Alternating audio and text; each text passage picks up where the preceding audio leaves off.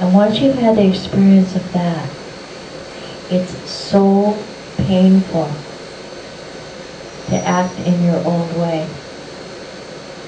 I know for myself, I actually went to Omega a couple weeks ago to teach. Some of you were there. With a heavy heart to start out with, because I had actually witnessed at our Golden Bridge, our sacred temple, the firing of two people. Not under my auspices, but under another part of Golden Bridge that I don't have the directorship over, even though I have the ultimate directorship. But I allowed it to happen in our temple. Now you may say, what's the big deal? We have to fire people. You know, people blow it. You just fire them. Yogi Bhajan taught us, he says, you never hire and you never fire. And Audrey Hepburn wrote this beautiful poem. I'll read it at the end of class if you remind me. I might forget by then. But she writes, never throw anyone away. Never. Your exes, your children, your dogs, your friends. Once you've said to anybody, I love you, you can never. That's frozen in the archives forever. Yogi Bhajan taught us that. So once you say, I love you, it's forever.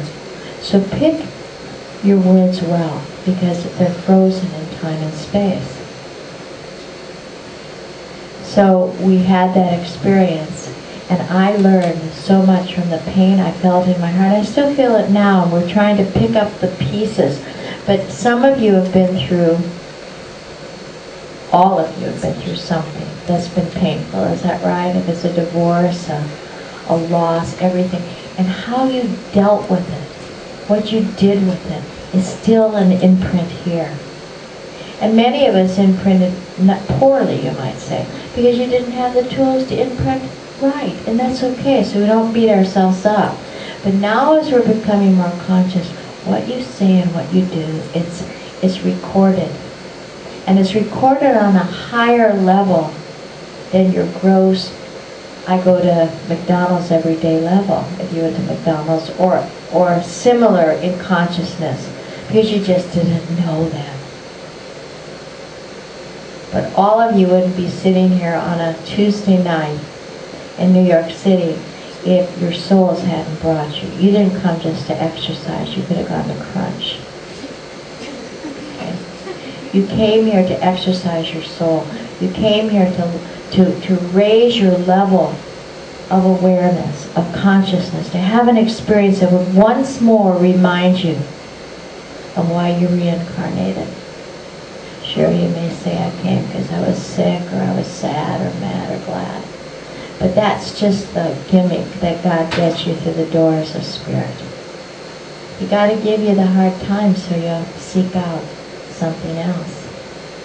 So as we go through class today, and it will be hard because I don't know how to teach anything that's not because my teacher was the pioneer of it, Yogi Bhajan. Because he just said, you got to get the experience and you got to get it now. And as we go along, we'll have fun. And one thing, do we have anyone new today that has never done Kundalini Yoga?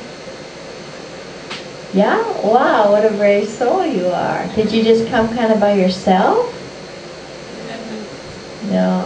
Oh, I know everyone must ask you, were you a basketball player? No? I bet everybody asks you that, right? As soon as they see someone tall, they think, oh, they must play basketball. Not necessarily, huh? So, without any more talk, but Mia, would you go up and get, there's a little clock in our dresser upstairs. It's a little square clock. You do that, thank you. And we can get started. Let's tune in, okay? And then I would just want to read you something. I have a girl's book, but I read parts of it to my husband. He actually liked it. How many of you women have read this book? Raise your hand. Okay, how many guys have read this book? Yeah. But if girls have read it, you can read it to any guy and they'll say keep reading. They won't say, okay, I've had enough. which often my husband does, but this one he was listening to. But if you haven't read it, it's just divine. Her words and the way she speaks is so beautiful. It's eat, she was in Italy. Pray, she was in India.